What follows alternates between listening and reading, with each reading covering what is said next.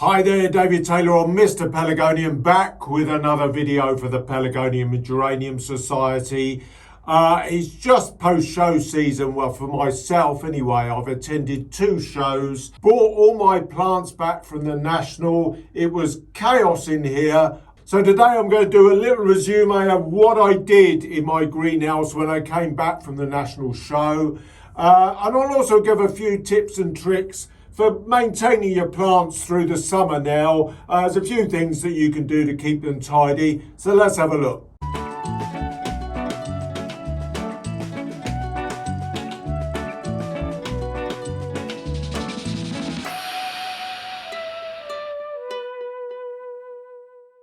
Hi there, well, it's good to see you again. It's sort of post-show season for me, really. I'm actually filming this on Friday the 24th of June. The national show was last weekend, so I'm not going to talk massively about the show in this video. What I intend to do is just really talk a little bit about the fact that I came back, and by the time I had put all of my plants in that I had taken to the shows, it was utterly chaos. The greenhouse was jam-packed, so I had to make a few decisions. And one of the decisions that you almost certainly see is that I've lost my 2 big standards. I haven't lost them, I've actually put them outside. The big Sophie Dumares, the coloured leaf, the tricolour, that's gone out now. And the really big sort of basic zonal seedling that one of Steve Pollard's plants, I've actually put that outside now because I had to make some room. Right, now in moving the Sophie Dumares standard, which was quite huge and tall, there were a couple of things I just wanted to do. The plant, the head had grown slightly oblong, so I wanted to sort of round it off a bit by taking the 2 sort of oblong ends off, if you like, for want of better words, just to round that head off a bit. I'm just speeding through this. Now, putting it outside, you do need to give it plenty of support, so I put in a secondary stake down through the middle there, and tying it in. I've got about 2 or 3 lots of string to tie it up the length of the stakes. It's quite important to do that if you're putting standards outside during the summer, because of course in the UK we can get some quite windy, stormy weather at times, so it's important to sort of protect them a little bit before you get them out, and to basically make them weatherproof. I also tied the head up a little bit just to be able to stop any stems from tearing off. Couple of dead heads there. I've also had to take some big decisions about some of my show plants. Certainly anything of 4 years old and over, I've actually now had to get rid of. And that includes a couple of really good Gosbrook Susannas that actually won the class for the Floribunda class. This is not one of them, I'm just really showing you the plant. And so this was the day of my dilemma, really. I was deadheading the dwarfs. These dwarfs did fairly well in the dwarf classes at the national show, and I mean, one of the problems you have as an exhibitor, or as anybody with a glass house or greenhouse, I mean, you've got to make decisions about what you're going to keep, what you're going to overwinter. And it's always a real challenge in trying to reach decisions on what you're going to keep, because there is only limited room. And there is the plant that won the class, did very well, nice big 6-inch pot. Gosbrook Susanna always does well for me at the show. But it was 4 years old, and I just made the decision there and then that I've got some good dwarfs that potentially can grow on and replace these 2 that I was growing as Floribundas that are 4 years old. The dwarfs are only 2 years old, so there's plenty of life left in those yet. And it's never an easy. I could potentially have had a go at growing them on, but it is just this problem that, you haven't got room. And I'm just showing here, really, there's a bit of bare wood beginning to appear at the bottom. And I just made the decision there and then that I just can carry on with growing them all because I've not got the room. Now, in terms of a basic resume of my show, I did quite well. I won several classes at the national level. The bold cherub always does well for me in the dwarf zonal class. I don't know the age of some of these now. As a 19, so that is 3 years old. One thing that I've never actually done with bold cherub is try it as a floribunda, strangely. So I've got a few of these. I may consider taking a couple up as a floribunda and see how they do. But as I said, I will talk more about the show in the show video, which I will do hopefully in the next few days. I'll edit that and get that up. It'll probably be after this one actually, but I'll just get this up just to show Willing that I'm back with you and trying to give you a few normal tips and tricks at this time of year. So today, as I've stated, I think I'm just going to talk through initially something that people ask me about is deadheading. And one particular type of plant that people sometimes have problems with deadheading is actually regals. Right, now I'm just going to pull this Saturn. This won the open class for the regals, one plant regal at the national. It's done quite well actually. The good thing about Saturn is that it holds its bloom very well. It is a sport of one of the slams. I released it at Gosbert Nursery in about 2012, 2013 I think. Found by, a chap called Moore.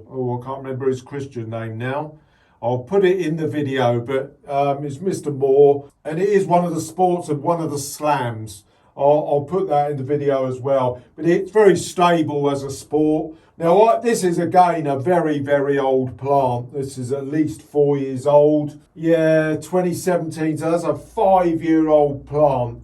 And I need to get some cuttings off this year, which we'll perhaps look at in a later video. Now, often the mistake that a lot of growers make with regals is that they go down really deep on the stem. Now, you can see here, we got a flowering stem. This is all going to be flower right down relatively deep, certainly to the base. And we've got some blooms here, which are just at the sort of flowering at the edge of the little stem there. Now, you can see underneath that we've already got a little stem that's breaking through with another bloom on the top. So when we deadhead here, all we want to do is literally take out the individual flowers down to almost the next break. And you don't want to go any deeper than that. Okay, what a lot of people do is they go down really deep and it effectively, cuts off the flower supply. And, you want to try and avoid doing that. We've got another one just beginning to break through there that's more or less the same age. Now on this one further up here, just above it, you can actually see there's another little flower break. Hopefully you can see this. Just below the growing, this little individual floret stem. And it's right underneath. So all I'm going to do is nip that on the very next joint below, just above the next joint below. And that will produce a bloom in a relatively short time, just a few weeks that'll come through. If you keep it well fed, that will come through really quite speedily. And this is the thing with deadheading regals. Well, I mean, we got a new bloom there, so we can just clip that one off at the next joint.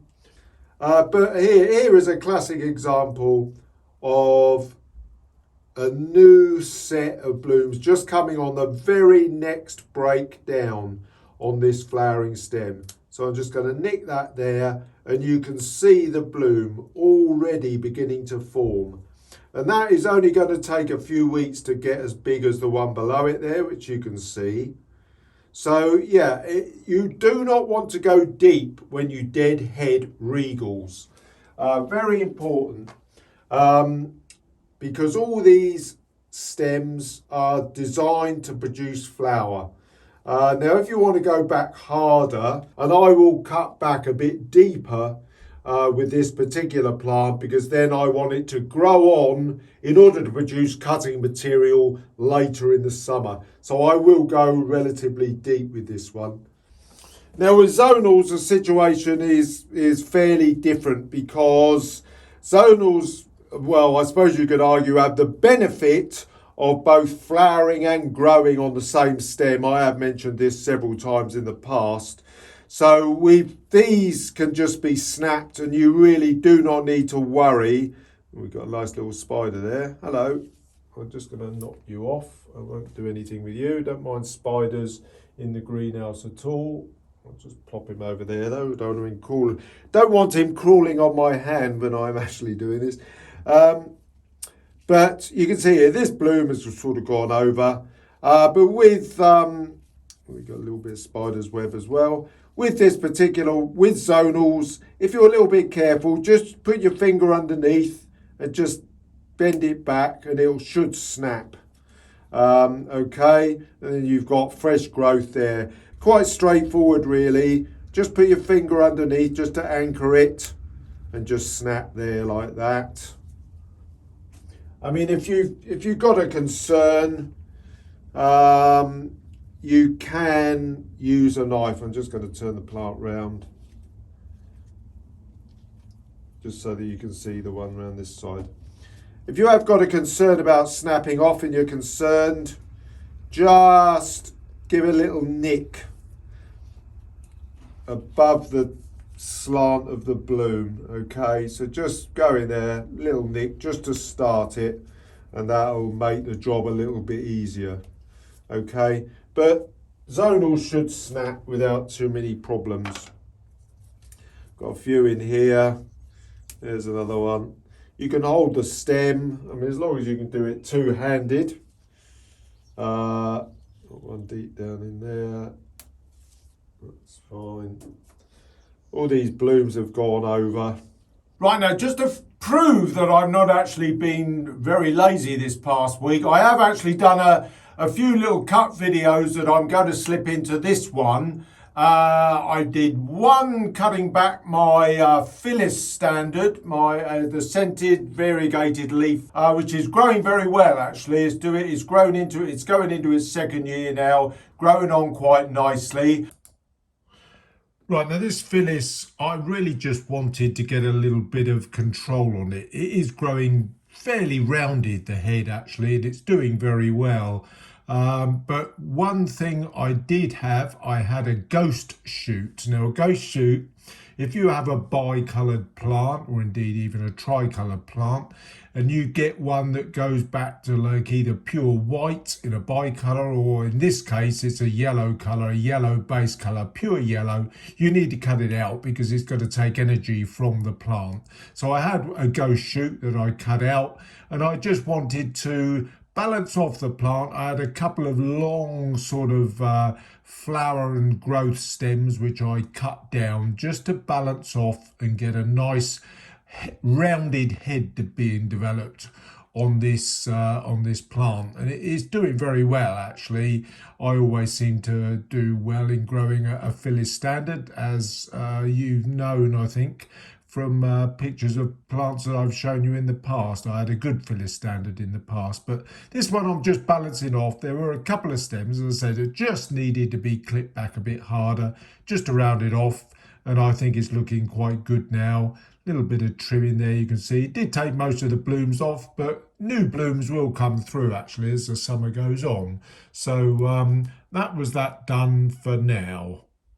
I've also trimmed back my Angel Standard, Berry Zest. That's one of mine, a scented angel. Right, so you can see me now. I'm just bringing this up to the bench and immediately getting my clippers on it. Now, the thing with angels is that you can literally use clippers or, scissors really to do this. It's not difficult. Now, in terms of the growth, angels are relatively short jointed, so their growth and flower stems do more or less come on the same main stem, So trimming down is never too much of a difficulty, and it's relatively straightforward to do. Now, on this sort of relatively large standard head that I was developing, when the plants are young, the heads do begin to open up a little bit, just with the weight of bloom and the weight of the body of the plant. And so it's important to keep them trimmed, just so that you don't potentially open up the plant and split a stem down. I mean, you could tie it in technically, but you can see here I'm just sort of trimming to take some weight off and also develop a bit of strength into the stems, which is what will happen over a period of time as the wood begins to harden in the more sort of central part of the head. But the actual stem itself is still quite thin, but it is beginning to harden. A high potash feed will also aid it in that process. So it's important to keep your high potash feed going to give your plant strength. But this one's more or less done, and it's looking quite tidy now. Nice. Okay, well there we are. We're up to date now, more or less, with what is going on in my glass house. It's difficult to try. I try to keep these as relatively compact as possible, but I try to do a bit of a catch up there and give you a couple of tips with what to do with your plants now that we're well into the summer. As I've said, there's a lot to come, so don't forget, if you're not subscribed and you're just passing along, click the subscribe button, hit the notifications bell so that you see a video when they get released. So in the meantime, look out for the show video, which will almost certainly be the one following this one, and I'll see you again very soon. Bye bye for now.